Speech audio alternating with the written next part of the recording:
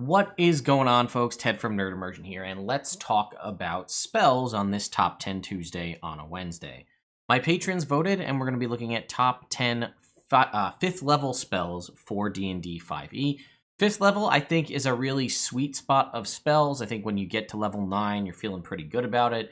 And I feel like 3rd level spells are really great, and 5th level spells are really great, and kind of the ones, 4th, and even the ones above to basically higher levels are kind of iffy, but 5th edition has some really solid options, and it took a lot to narrow it down to just 10. I might even give you some bonus ones at the end. So if you like what I do here at Nerd Immersion and you want to see more of this kind of content, well, I suggest that you subscribe to the channel and turn your notifications on. I'm doing videos all the time, from news coverage to these top 10s to, informational videos, and I might even start diving into some world building stuff and streams and whatnot.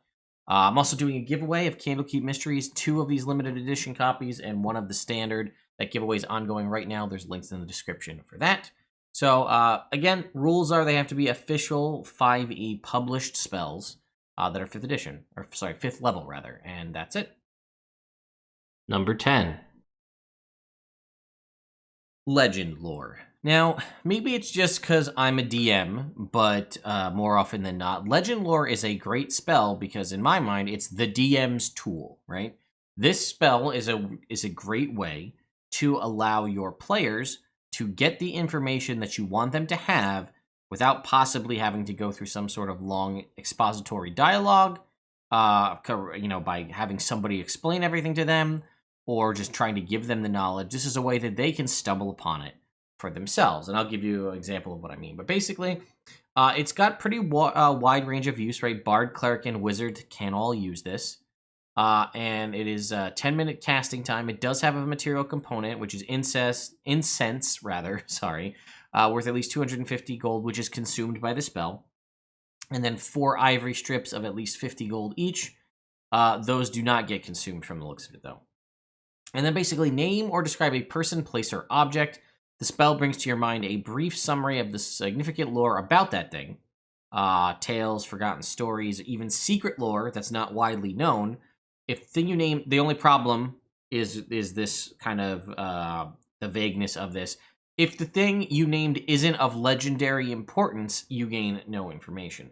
And that's sort of a pain in the butt because who determines what legendary importance is? Obviously the DM in this scenario, but you may think of something as being of legendary importance, and maybe the DM knows in the grand scheme of the world it's not, so you might waste the use of this 5th level spell. So that's the only kind of tricky part with legend lore. The more information you have about it, the more precise the details you get, and that goes on to give you an example. Now, again, like I said, this is a really great way if you're trying to tell the player something about it. They can use legend lore to learn. Or the sneakier way to do it is to sneak a scroll of legend lore into some drop-off, like something they find, and then the players might realize, oh, hey, we have this. We can maybe learn about what we want to learn about, and then it gives you an opportunity to provide the information that you want to give to the party without just seeming like you're reading it to them for the purposes of just them having the information. They can sort of stumble upon things naturally by use of the legend lore spell. Number 9. Synaptic Static. Synaptic Static is basically a psychic damage fireball, but at 5th level. The only downside, too, is it doesn't get any benefit for being upcast, which is kind of a bummer. It is accessible by Bard, Sorcerer, Warlock, and Wizard. It's nice to see this on Bard, because Bards don't have a ton of AoE or damaging spells, and this kind of helps them in that respect. It has the same range as a fireball, 120 feet with a 20-foot radius sphere. However, this uses intelligence as opposed to dexterity, so nobody's getting evasion on this one. And then if you make the intelligence save and you have an intelligence score of 2 or lower, you're not affected by it. But if it's higher than that, you take 8d6 psychic damage, or half on a success, similar to a fireball. But it has an added benefit. If you fail, your thoughts become muddled for a minute. During that time, you roll a d6 and subtract the number from attack rolls and ability checks, as well as constitution saving throws to maintain concentration. And you get to make an intelligence saving throw at the end of each of your turns, ending it on a success. Intelligence saving throws are not that common, especially ones that deal damage, let alone a non-heavily resisted damage type like Psychic, But this can also be a great way to shut things down. If you were to say combo Synaptic Static with someone casting Bane, you can really shut down saving throws. You're rolling, that would basically be rolling a d4 and a d6 every turn to see what is subtracted from that creature's saving throw, possibly ensuring that your party is able to affect them with whatever spells they're looking to use. Number 8. Rary's Telepathic Bond. I love this spell because this does the thing that it's like a very small pet peeve I have, because I do it too, and I'm not really sure what the answer is, and this might be a topic of a future video, but when you're in combat, does the party get to communicate with each other? Your turn happens over the course of 6 seconds. How much are you actually going to be able to do? So it comes down to, like, can you have the communication to tell your party, I'll heal you next turn, don't worry about it, don't try to, do whatever, use your death saving throws and whatnot. Basically, you can take 10 minutes to cast this as a ritual, and then open up a party line between you and 7 other people, or 8 creatures total, for an hour, where they can communicate as fast as they can think. This is a non-verbal form of communication. These discussions can be had during other dialogue, because other enemies or other NPCs can't hear because it's all psychic, and also has its uses in combat where you can strategize completely without fear of the enemy peering in unless they have some sort of divination or mind-reading powers. Number 7. Commune. This is another super useful DM tool, or a completely ruin your day kind of tool. And I'll explain, because I have a cleric in one of my games, and this has become either a sore spot or one of the absolutely most useful tools you will ever have. It is available to clerics primarily, but the Oath of Devotion and Oath of Glory Paladin can gain access to it, but not until level 17, and then the Order Domain Cleric has it prepared. But basically, this is also a ritual spell, right? So it can be cast as a ritual without expending any spell slots, which also is part of the reason that it can become super useful. It takes a minute to cast, and it lasts for a minute. But basically, you contact whatever deity or divine proxy you use to ask them 3 questions. It says questions that can be answered with a yes or no. You must ask your question before the spell ends, so that minute time frame, and then you receive a correct answer for each question. So you will not receive falsehoods, you will only get correct answers. They can be, they don't have to necessarily be clear. In a case where a one-word answer would be misleading or contrary to the deity's interests, the GM may offer a short phrase as an answer instead. And then if you cast a spell 2 or more times before finishing a long rest, there's a cumulative 25% chance of each casting after the first that you get no answer. The DM makes this roll in secret. So you can ask Commune, cast it once with a 25% chance, a third time with a 50% chance, a fourth time with a 75% chance, and the 5th casting will obviously be a 100% chance of failure. I have had, on multiple occasions, my players cast 4 communes back to back, asking 12 questions of their deity that are yes or no. Once again, similar to legend lore, this can be used as a great way to forward things along by allowing the players to ask questions and maybe narrow down where you want them to go. If you're playing the deity and you want them to go to a certain place, you can answer, still have to be truthfully, but do things to sort of facilitate their movement. But it also can become an absolute slog, because every day after they get a long rest and get their, the ability to do this again, just continue to ask 12 questions a day if they're able to roll. Usually you can probably get at least the 6 questions a day. Commune can be used in that way, especially if they roll well enough on their percentile to narrow into the 6 to 9 questions every day. Well, then that's something you need to be prepared for. Again, I think it's a really great spell, but, potentially use it in moderation. Number 6.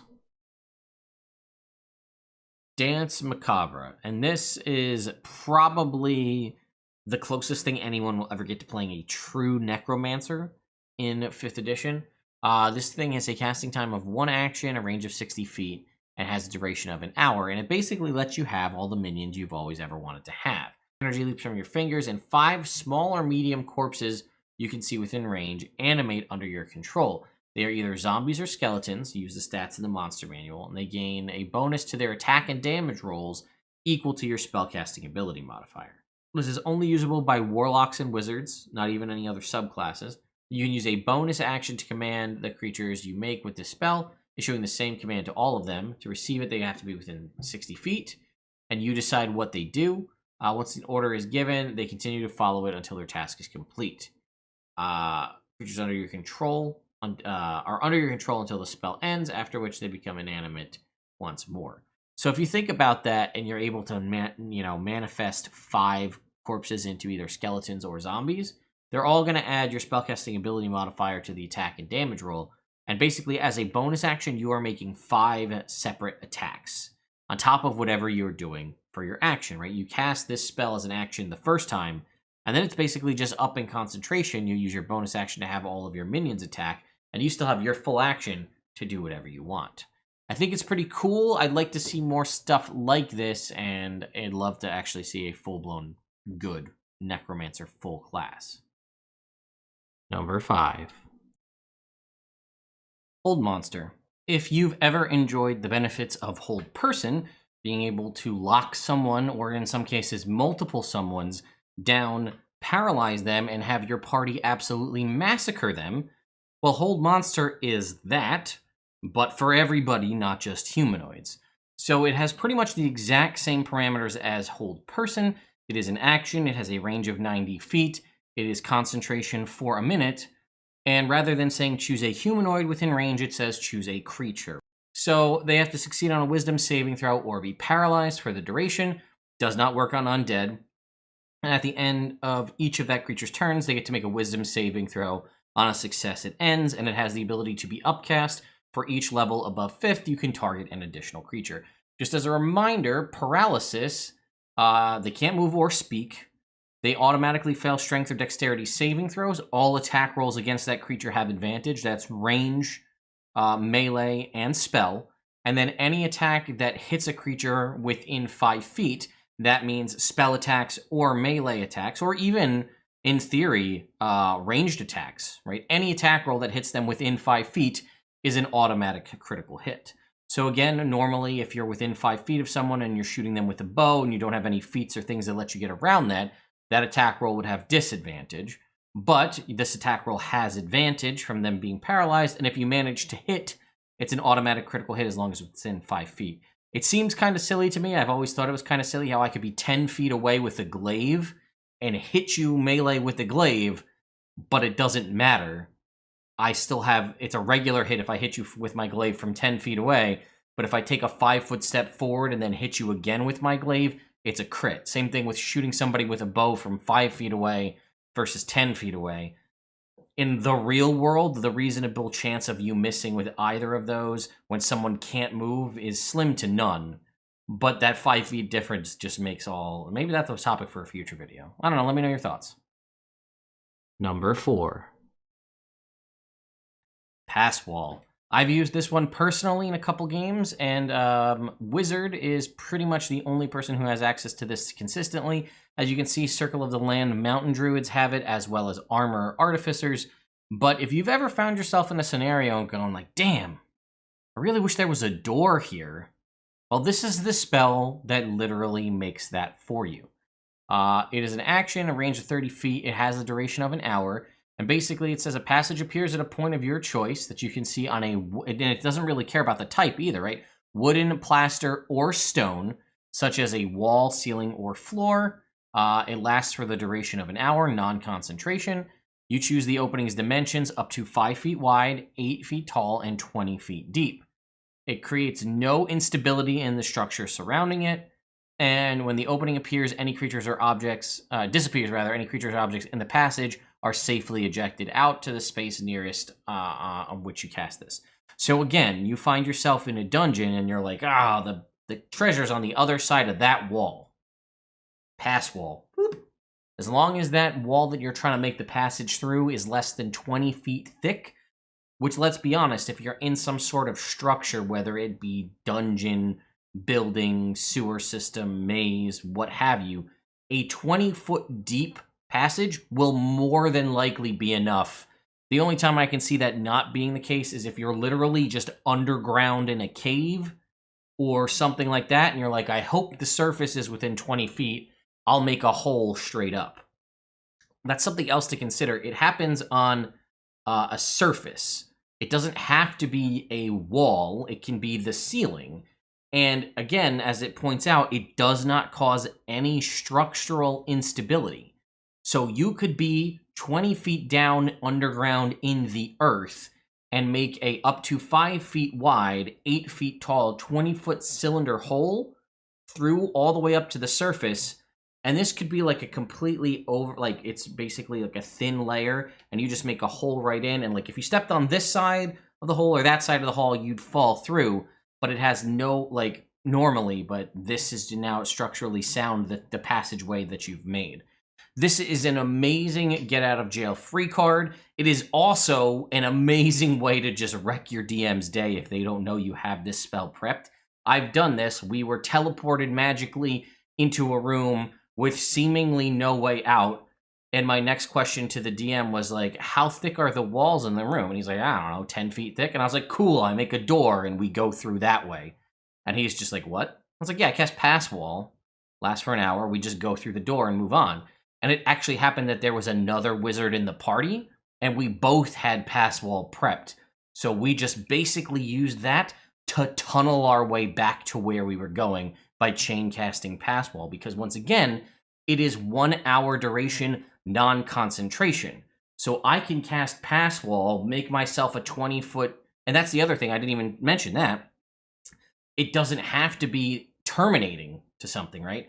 If I'm underground and the depth to the surface is, or to the outside is 40 feet, I can make a Passwall passage 20 feet deep that is structurally sound and doesn't cause any issues with cave-ins or anything like that, and then get to the end of that and then cast it again and then make a 40-foot long tunnel.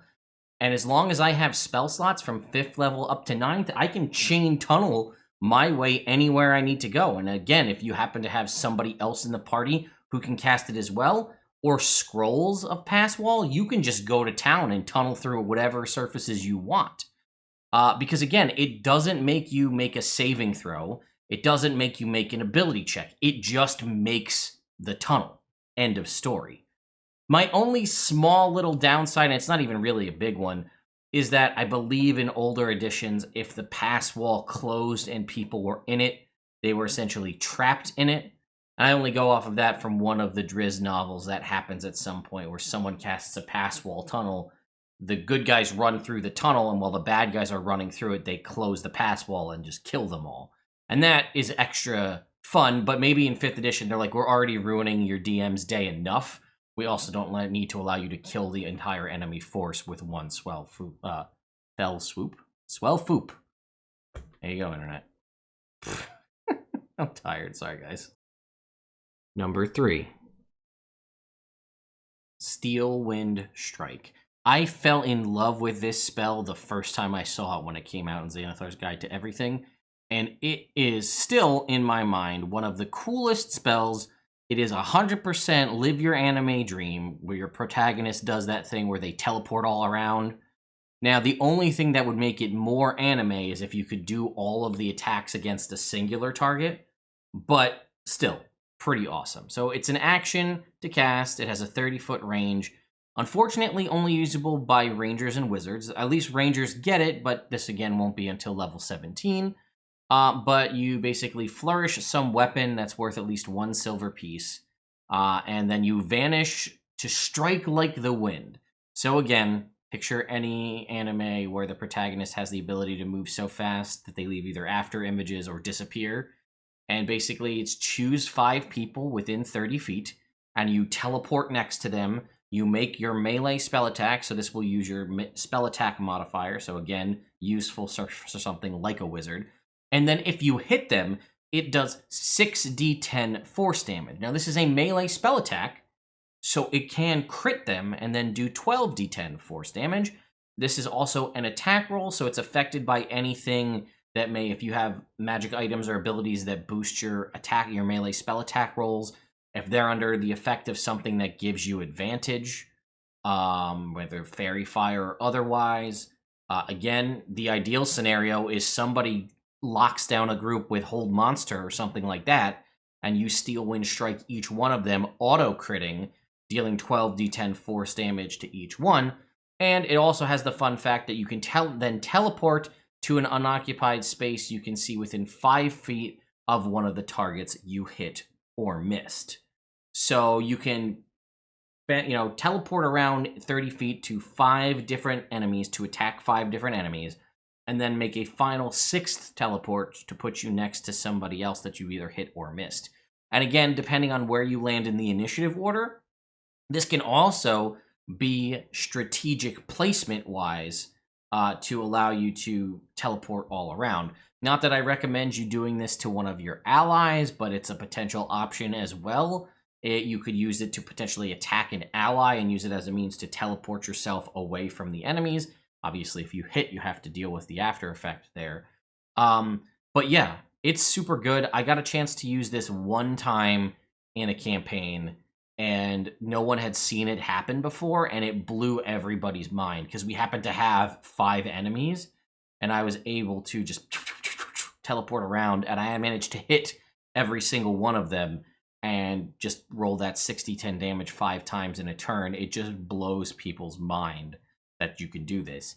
I also think it has the opportunity to definitely be retooled into a special class ability, or this could be something if you're trying to basically make an anime protagonist subclass or magic item or something like that. You could give someone who typically doesn't have Steel Wind Strike as an ability. This is a great way to kind of decide, this is balanced, at least according to Wizards of the Coast, how do we can use this as a means to further design other things homebrew-wise. Number 2. Wall of Force.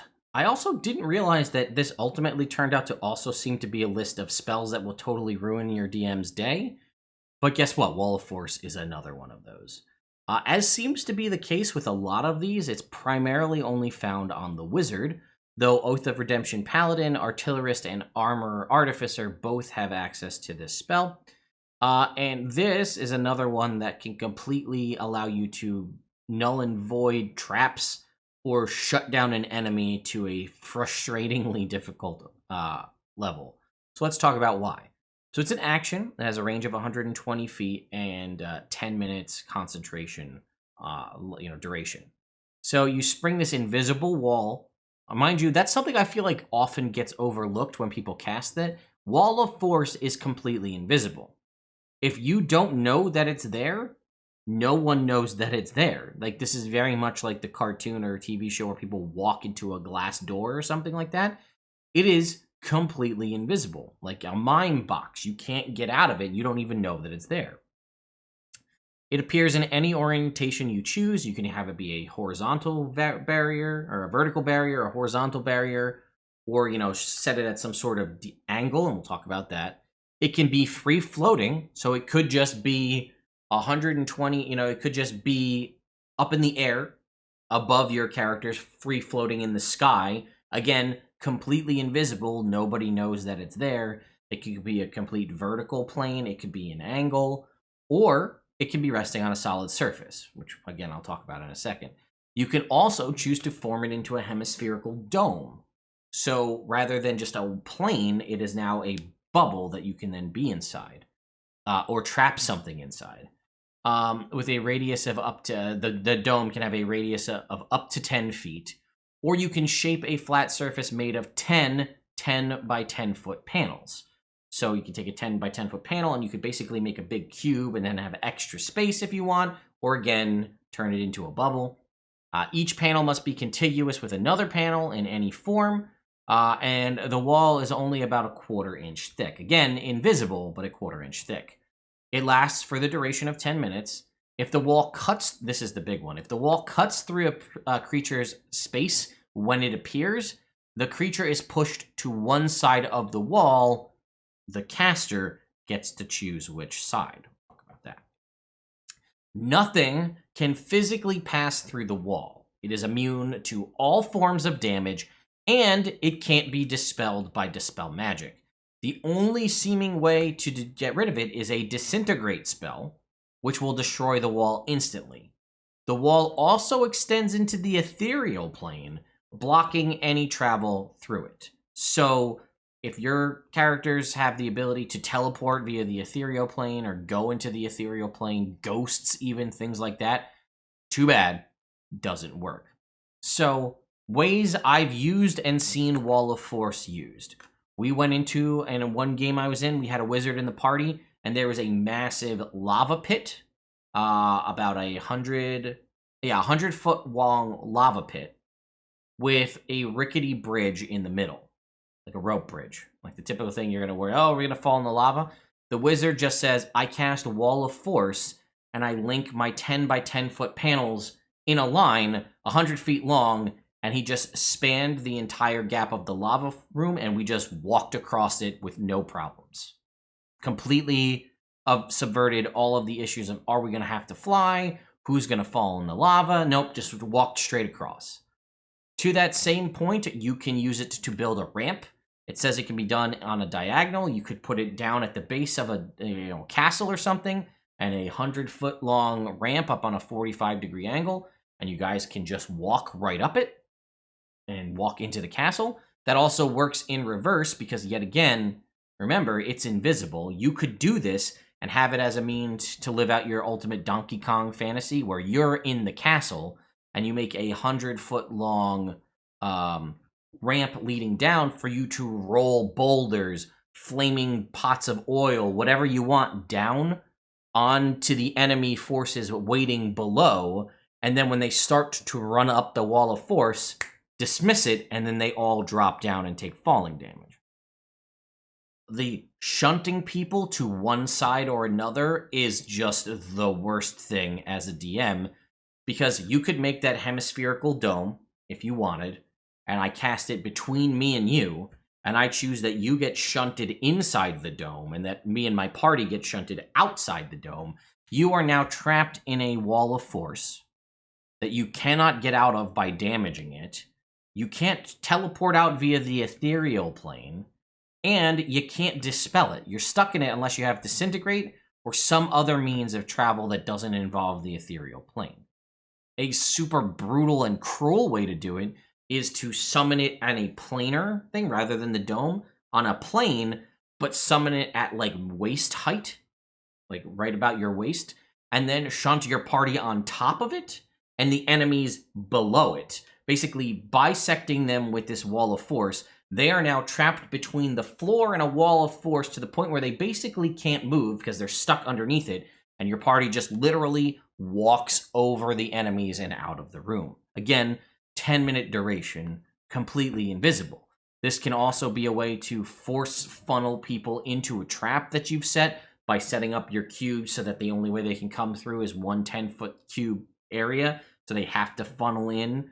You could use this to just basically block off an entire hallway, right? You could, if you're in a dungeon, it's a 100-foot long hallway and there's doors the whole length of this hallway and the doors open out, Wall of Force the whole way, walk right through. You have 10 minutes before, even if people try to get out, they can't open the doors because they're butting into the Wall of Force, or if the doors open in, they run right into the wall and can't get out. The thoughts on how to use Wall of Force are completely limitless. You can pretty much do anything with this. And again, there's no reason that two wizards, if you have two wizards or a wizard and an artillerist or an armorer, two uses of Wall of Force in a party, it just gets completely bananas, the amount of things you can do. So I'd love to hear in the comments down below, have you used Wall of Force in your games? What is the crazy way you managed to use it, and how pissed off was the DM? Number 1. I've mentioned it before in the past, but Animate Objects has to be one of my absolute favorite spells because of just the sheer amount of shenanigans you can get into with this. And it can absolutely break the game in a lot of ways. And it all comes down to the different abilities you can use. So it is a casting time of an action, it is a 120-foot range, and it's concentration for a minute. But during that minute, you can do some really crazy things. It is accessible by the Bard, Sorcerer, Wizard, Artificer in general, and the Forge Domain Cleric. So a decent amount of classes have access to it, which is good. But basically, you literally animate some objects to do things. It depends on what they're going to do and how many you animate, but it can have devastating effects. So Choose up to 10 non-magical objects within range, 120 feet, that are not being worn or carried. That's it. It can't be something that someone has on them. Medium targets count as 2 objects. Large targets count as 4 objects. Huge targets count as 8 objects. So you can't animate anything larger than huge. So I'll remind you that it says huge targets count as 8 objects. So you could, in theory, have a huge object and a medium object, or a huge object and 2 tiny or small objects. And obviously you can mix and match however you want. Each target animates and becomes a creature under your control until the spell ends or until it is reduced to 0 hit points. And then, as a bonus action, you can mentally command any number of creatures you've made with this spell if they are within 500 feet of you. If you control multiple creatures, you command all of them at the same time, issuing the same command to each one. You decide what they'll take, where they're going to move on their next turn, and you can issue a general command such as guard the door or like attack these people. If you issue no commands, it defends itself. Once it gives an order, it does that until the task is complete.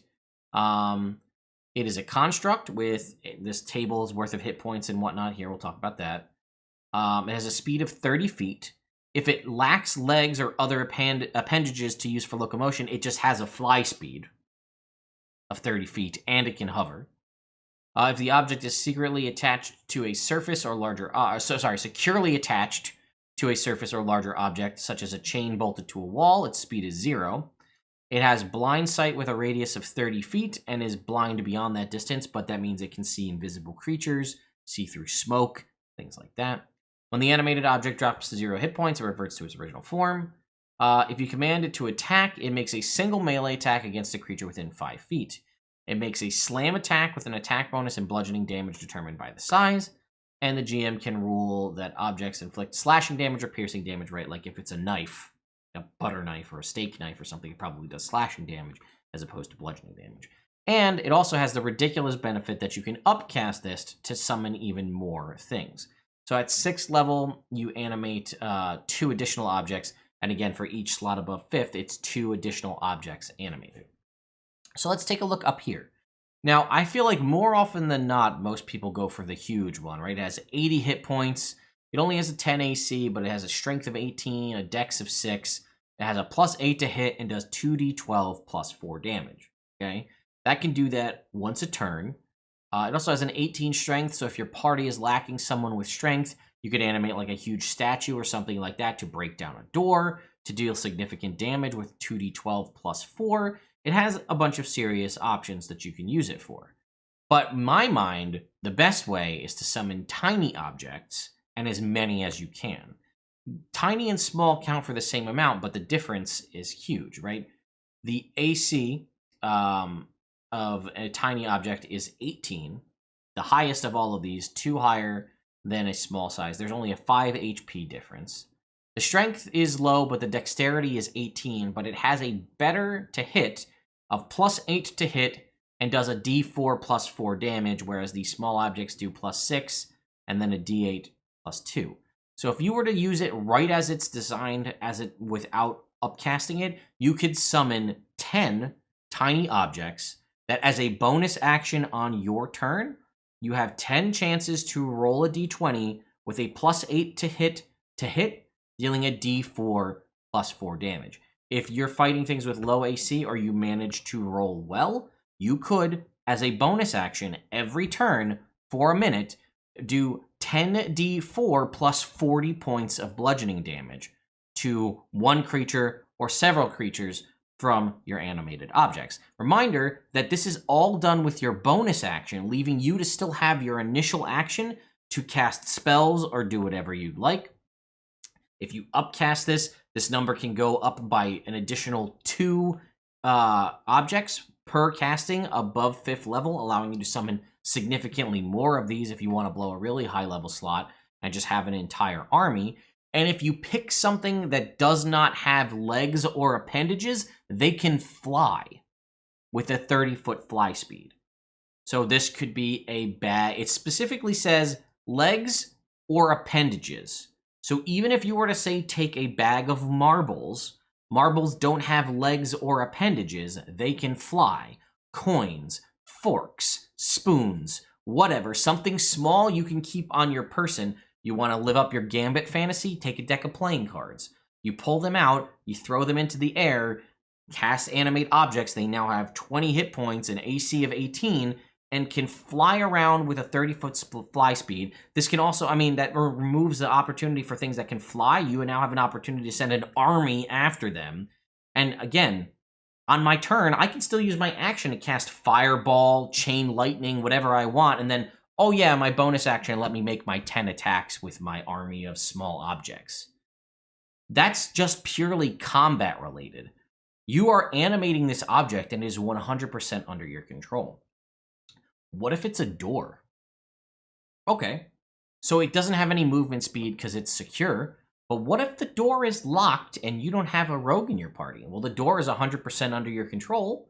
I animate the lock, I animate the door, and I have the door unlock its lock and open for me. It's not moving, it has no speed, I'm not having it attack, but the door is 100% under my control. I just backed my way in to this dungeon, this vault, by animating the door itself. As long as the door is with huge size or smaller, I could animate it and have it use its control, my control over it to open the lock. Now, it doesn't specifically say you can do that, but I can't really think of a reasonable reason why it wouldn't work. We have the second level spell Knock that just allows you to open locked doors, albeit with an audible knock out to 300 feet. I don't see why a 5th level spell like Animate Objects couldn't do something like that. And again, as I said, depending on what level you cast it at and the size of the door, you could animate a large size door, have it unlock itself, and then still animate several tiny objects to fight for you in combat. And again, there are a bunch of different ways you could really build this out. It is a transmutation spell, so I don't know if there's... I can't remember if Transmutation Wizard has any funky things it can do with this. But, you know, if you have something that can extend the duration of a spell, like let's say you're a sorcerer with Extend spell, it doubles the duration, I think, right? That makes it 2 minutes now worth of this. This could cause all sorts of shenanigans, and it could be crazy hectic. You could literally animate stuff. Let's see. They are objects within range. They don't say objects that you can see. So you could animate, you could be in one room and the kitchen is in the next room, and you animate 10 knives to fly up and attack people. You don't actually have to see them. You mentally command them, and then you could tell them and issue a command that is basically attack. And then anybody in that kitchen gets attacked by flying knives while you concentrate on the spell from another room. And as long as you're within 500 feet, they'll still do what you told them to do. Again, crazy amount of stuff you can do with this. That's why I find that 5th level spell slots are really the sweet spot for me. When I get to a class that has 5th level spell slots, I feel really good because usually there's a lot. And unfortunately for me, I don't get to play a lot of wizards, but most of the spells that I really like that have been on this list are indeed wizard spells. There are a lot of other good 5th level spells out there. I'm a big fan of Destructive Wave for the Paladin, or I guess the Tempest Cleric, right? It's a really cool big boom thing. Better used on a Tempest Cleric, but because the time you get it as a Paladin at level 17, it's not great. You know, Bigby's Hand is another one people like. In my mind, I would prefer Animate Objects over Bigby's Hand, just personal preference, because it has more versatility and you can do more things with it. You've got the Dispel Evil and Good spell. I like Enervation. That's a cool one where you're kind of give me like a force drain kind of power where you're, you know, enervating someone. Holy Weapon is a newer one that I thought was pretty good. Yeah, there's a bunch. Mass Cure Wounds, a big, you know, group heal is pretty nice as well. Modify Memory, so on. So, anyway, folks, thank you all so much for watching. Sorry for my appearance. I was just sanding all the drywall in the studio and just got to throwing up the first layer of paint on the walls. So hopefully within the next 2 weeks or so, I'll be able to transition all this stuff next door, and we'll get to have the full kind of new studio space set up, and you'll get to see all the cool stuff I'm designing in there. So, thank you all so much for watching. Sorry, it's late at night, and I got a really big, I don't know, I'm feeling really talkative, so I went into a lot of different things towards the latter half of that video, so I don't know, hopefully you enjoyed it. I know it bugs some people when I do long videos, but other people seem to like it and love getting my opinion on things. And hey, you know what? I'm always looking for opportunities for new top 10 video topics that I can throw up for my patrons to vote on. And I'm also looking for new content that you guys would like to see me do in the future, right? I mean, I like doing these little discussion videos. I've been doing this poll series on YouTube where I've been trying to see which D&D classes are most popular by eliminating ones through polls and voting. That's been a lot of fun, and the discussion that a lot of you have generated in the comments on those polls has not only been huge for engagement and driving up the channel subscriber numbers and the visibility of the channel, but has also sparked a lot of interesting debate amongst you. And it's all been really, which has been surprising for the YouTube comments. You never know what you're going to get. Respectful debates and criticism. There hasn't really been a lot of people flaming each other and trolling and me needing to go in and ban and remove people and stuff, which is pretty cool. So thank you all again so much for watching. Once again, a huge thank you to my patrons on Patreon for voting for this. I know I say it every time, but one thing they get to do every week is vote on a list of top 10s. Most of them have been generated, the ideas, from all of you saying, hey, what do you think about spells for this class, or top 10 this or that, top 10 minis, top 10 whatever. And I put that on a list for them to vote. And what happens is the winner that gets the most votes happens to be the top 10 for that week. And then the second highest one is what is the following week. So basically, every 2 weeks they vote, and the two highest get chosen. So last week was whatever was top 10 dragons, and then this week was top 10 5th level spells. So then now, tomorrow or Friday, I will put out another poll for them to vote for the following Tuesday, and you can go and join in there if you want. So thank you to all of you again for watching, and I will see you all next time.